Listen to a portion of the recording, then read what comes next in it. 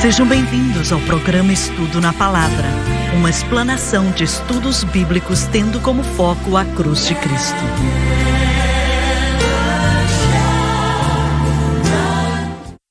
Bem-vindo hoje ao Estudo na Palavra. Eu sou o evangelista Jimmy Swaggart com Lauren Larson, David Borg e John Rosenstern e com o Dr. Don Paul Gray. É muito bom estar com vocês aqui hoje para estudarmos a Palavra de Deus. Vamos ler o versículo 10 outra vez, Lauren, por favor, e continuaremos debatendo. E se engrandeceu até ao exército dos céus, e alguns do exército e das estrelas deitou por terra e os pisou. Essa aqui é a batalha que será travada pelo anticristo quando ele vai derrotar a Israel pela primeira vez desde 1948. Hoje Israel é uma das nações mais poderosas do mundo, mesmo sendo uma nação muito pequena, mas tem a ver com três coisas. As armas que eles têm. Em segundo lugar, eles são uma das pessoas mais inteligentes do mundo. E em terceiro lugar, o Senhor, não é? Exatamente. Você fez a pergunta no nosso último programa: será que isso é derrota do anticristo? Na primeira vez que vemos Israel sendo derrotado pelo anticristo? E acho que o John vai responder melhor do que qualquer um. Se Israel sofrer uma derrota de qualquer tipo, seria devastador. Eles não existiriam mais como nação. Será que eu estou exagerando? O que você acha? Vou parafrasear uma frase do Benjamin Netanyahu, o primeiro-ministro de Israel. Certa vez ele disse: se os inimigos largarem a arma deles, teremos paz. Se largarmos as nossas, seremos aniquilados. Esse é o desafio que eles encaram. Eles não podem perder. No Salmo 120, o Senhor diz assim, enquanto você vai lendo, ele diz: quando sou pela paz, eles são pela guerra.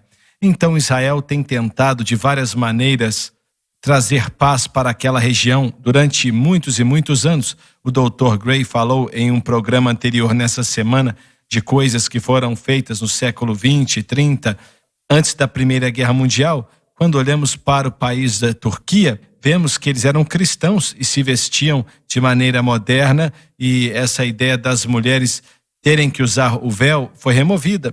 E por um tempo, o Oriente Médio foi um pouco mais modernizado, mas houve um esforço para restabelecer o califado. Mas Israel agora foi o ponto principal, porque tivemos a declaração de Belfort, transformando Israel em nação, e fizeram promessas que não foram cumpridas. E partes da terra foram dadas para outras pessoas e criaram a Jordânia de hoje, a Síria de hoje e criaram o Iraque de hoje. Isso foi depois da Primeira Guerra Mundial. Então, depois da Primeira Guerra Mundial, quando o Império Otomano foi quebrado, eles começaram a dividir. Eu não vou entrar em muitos detalhes aqui porque vocês ficariam até com sono. Mas então houve o desenvolvimento dessa ideia de que Israel tinha que ser aniquilado porque eles receberam uma terra que uma vez foi prometida para os muçulmanos. E os muçulmanos têm uma guerra que falam que é defensiva. Não lutam contra Israel que está se defendendo, estão defendendo a terra que certa vez foi muçulmana. Esse é o debate. E agora nós temos esse conflito em Israel, um conflito que tem acontecido desde então, desde 1938, quando o inglês falou: a solução são 2 estados, os palestinos vão receber um pouco da terra e os israelitas também. Esse era o ditado na época dos anos 50 e depois dos anos 60. E os Estados Unidos se tornou como se fosse o policial do Oriente Médio, com Eisenhower, com o secretário Dallas mesmo, que disse: vamos dar terra para que tenhamos paz, tentando convencer Israel a entregar mais terra e mais terra para ter paz. Israel tem tentado isso, tem tentado ter paz. Entregaram a faixa de Gaza e o que aconteceu? Fizeram daquele lugar um lugar de onde vêm os ataques palestinos contra os israelitas. Verdade. O Benjamin Netanyahu implorou para que eles não fizessem aquilo. E o Ariel Sharon, um pouco depois assim disso, mesmo, que na época era o primeiro-ministro, teve um derrame e ficou em coma alguns anos antes de morrer. Deus leva isso muito a sério. Quando você viola algo, pega algo que é dele, isso é verdade. Ele leva a sério. Deus disse, a terra é minha e nunca ela deve ser vendida. Então, quando alguém faz isso, e em outras palavras, querem dividir aquela terra, olha, quando foi que a faixa de Gaza foi dividida?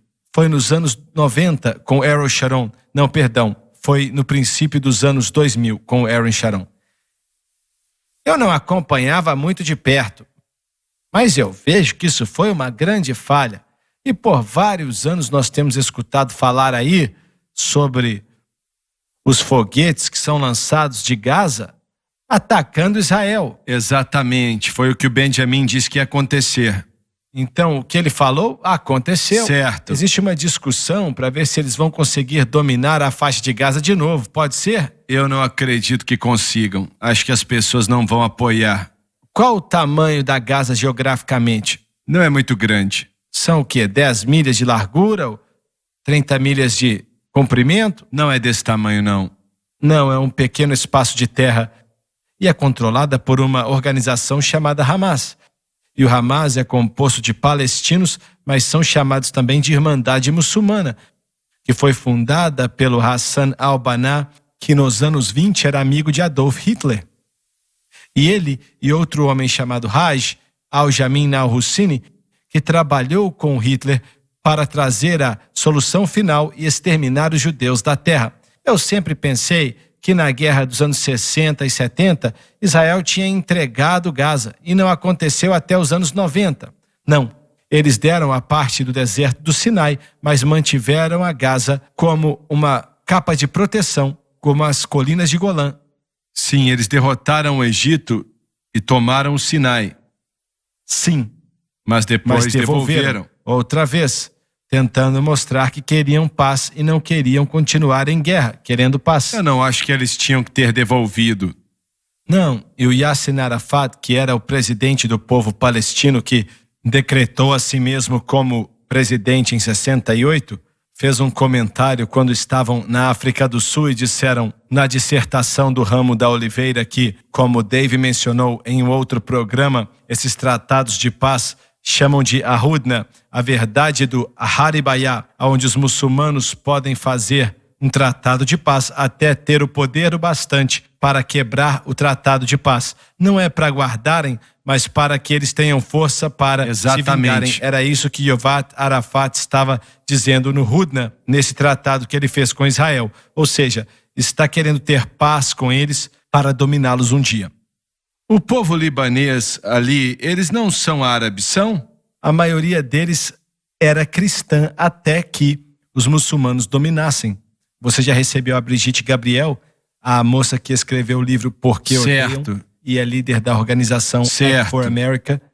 Ela era árabe, mas cristã. Eram árabes, mas cristãos. Eu tenho até então eles são uma árabes. Cunhada que era cristã. E a maioria deles eram até católicos, mas não eram romanos. Um ramo da Igreja Católica no que diz respeito às suas separações. Mas é interessante que eles são árabes, mas os árabes, a Constituição no Líbano determinou que um cristão tem que ser o primeiro-ministro ou presidente do país, mas os muçulmanos dominaram e agora com Hezbollah no Líbano, eles acabaram chegando até as pessoas no governo e agora então o povo do Irã controla o que acontece ali politicamente. Lauren, por favor, leia o capítulo 8, o versículo 11 de Daniel. E se engrandeceu até o príncipe do exército, e por ele foi tirado contínuo sacrifício, e o lugar do seu santuário foi lançado por terra. E se engrandeceu até o príncipe do exército, se refere ao anticristo usurpando a autoridade sobre o sumo sacerdote de Israel. Agora, isso nos diz que eles vão formar sua religião outra vez, sim, não é? Até mesmo hoje em dia, irmão Swagger, depois da Guerra de 67, o Gershon Solomon criou uma organização chamada Fiéis ao Monte do Templo. E essa organização já fez muitas coisas desde então. Identificaram as colinas de Golã, aqueles que têm o código genético que volta até a tribo levítica para reinstituir o sacerdócio. Já fizeram as vestes e elas estão prontas para serem usadas pelos sacerdotes, incluindo os sumos sacerdotes. Estão planejando reconstruir o templo. Sim, e já tentaram várias vezes colocar pedras angulares que já fizeram para mostrar a significância de reconstruir o templo. Então, de acordo com essa passagem, veremos um tempo onde os judeus vão voltar a sacrificar animais no templo.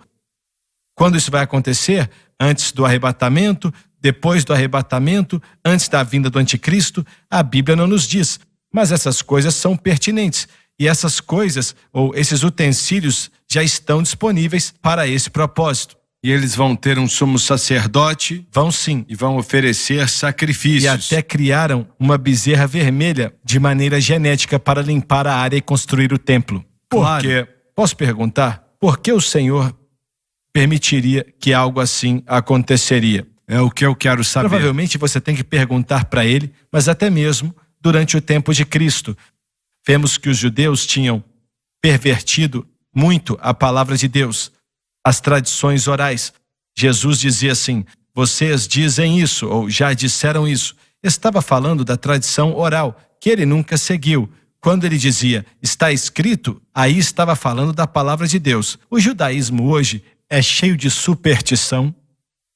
E não quero dizer que é algo secular, mas é algo muito místico. E os judeus acreditam mais na tradição oral em relação ao Talmudim do que na lei mosaica, porque eles seguiram essa direção pelo menos até o templo ser reconstruído. Quando isso acontecer, eu creio que eles vão voltar às suas práticas de oferecer sacrifícios. Em outras palavras, vão seguir aquilo que a Bíblia diz sobre sacrifícios. Eu gostaria de fazer mais algumas perguntas e saber o que você pensa.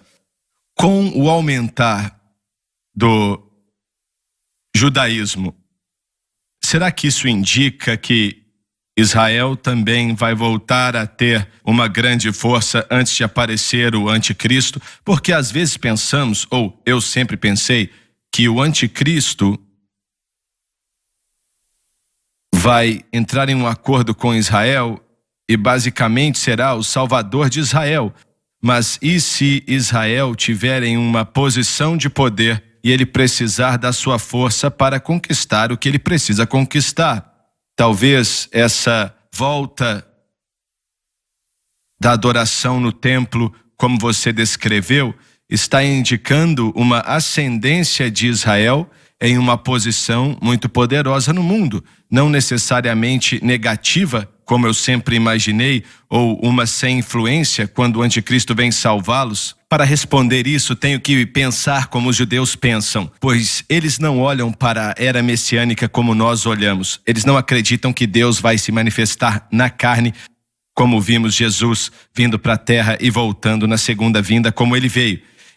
Eles olham para o que chamam de Alom Rabad, o ano depois, em um tempo onde, quando Israel vai ser a nação que vai servir o mundo, as outras nações do mundo, e vão viver em unidade, pois Israel vai resolver os problemas do mundo. E esse conceito de justiça social não é algo que o judeu não conhece. Esse sistema de cuidar do pobre, da viúva, do necessitado, faz parte da sua maneira de pensar. Então, a vinda da era messiânica, para alguns judeus, o Messias, estou falando agora do lado místico dos judeus, não é bem a volta de uma pessoa, vamos dizer assim, mas uma era quando vamos viver em unidade.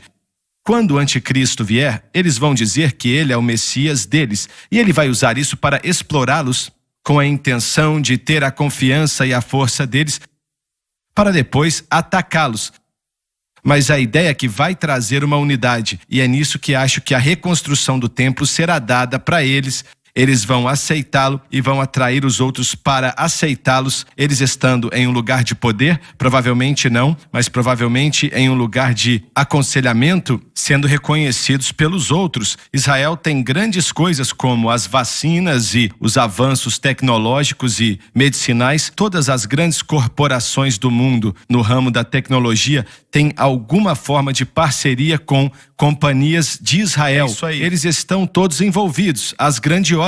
É por isso que eu me pergunto e sempre pensei o oposto, que eles iam estar quase derrotados, destruídos Não. quando vier esse tratado. Mas acho que eles vão ter muita importância e relevância. Vemos isso com esses acordos e vemos esses inimigos dos judeus, e todos nós sabemos, eles sempre tentam derrotá-los, e para mim, acho que isso está seguindo uma direção de uma ascensão judaica, tanto no templo espiritual, bem, não espiritual, mas religiosa, uma aceitação. Exato, e também na influência política deles, que vai crescer. Na época, Israel não estará destituído. Eles vão estar muito bem no mundo. Exatamente. Eles vão até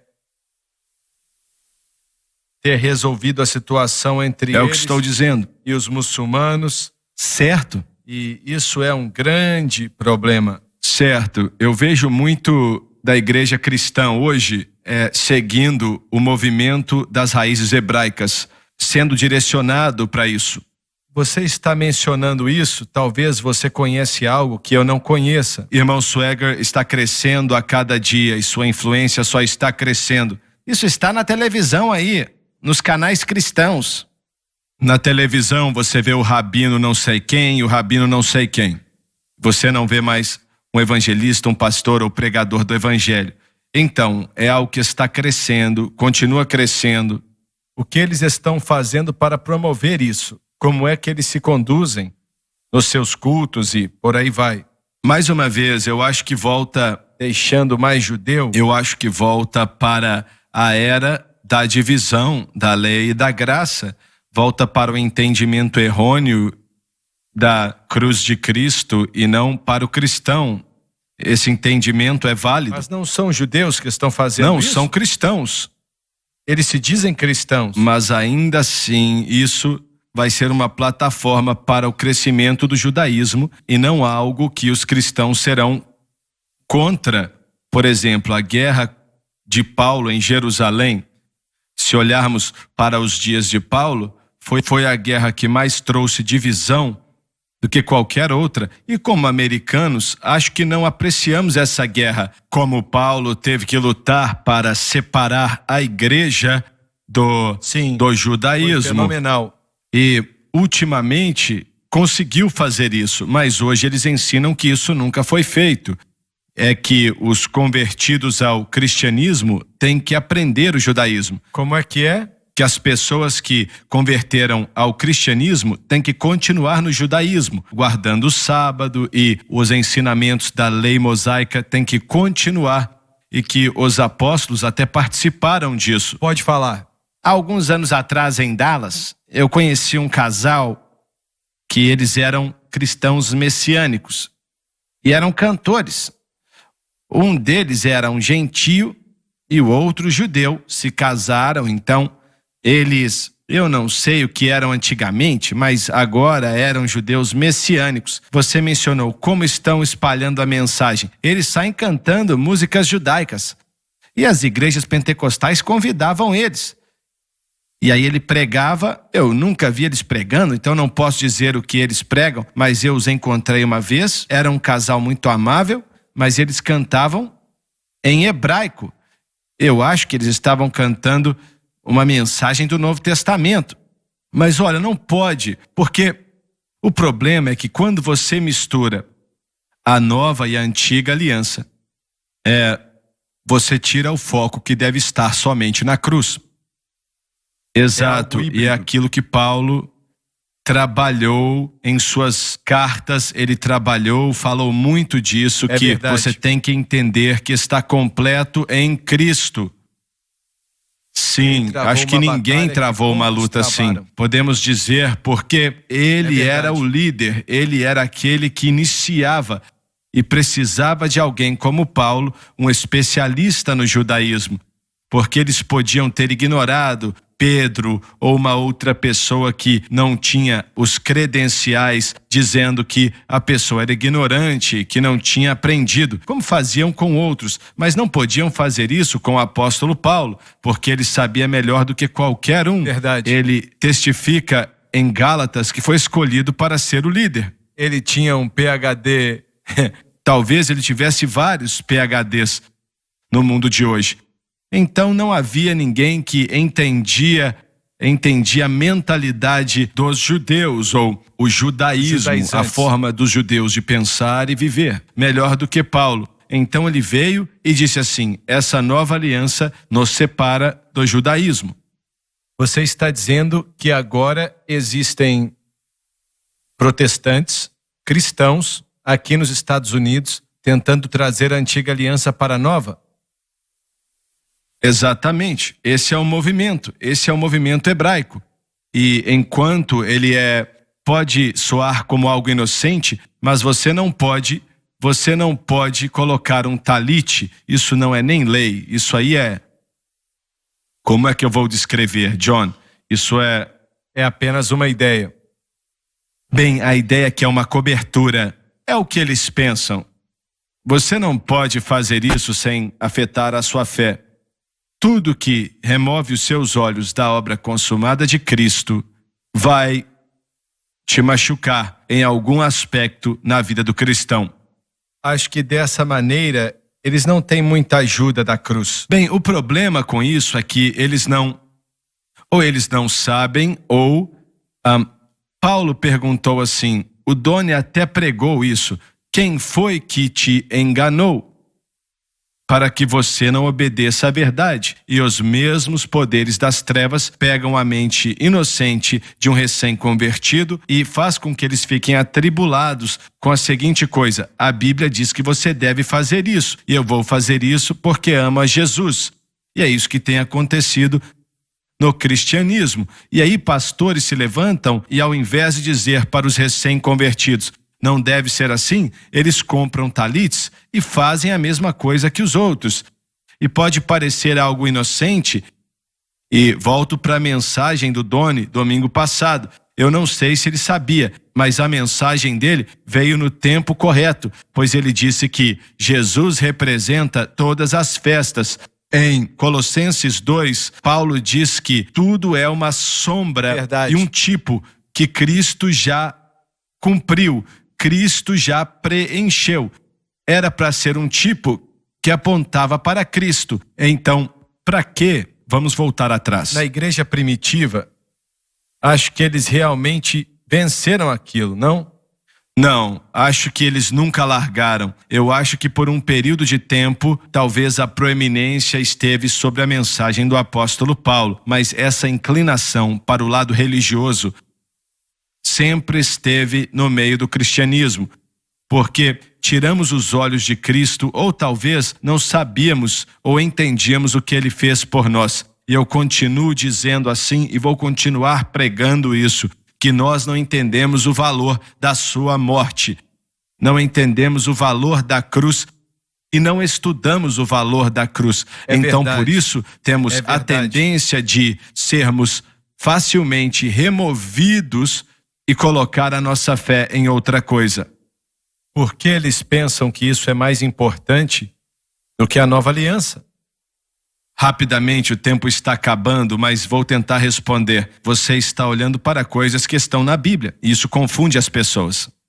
É verdade, verdade. Obrigado por estar conosco hoje. Não perca o próximo programa, é muito bom ter você conosco.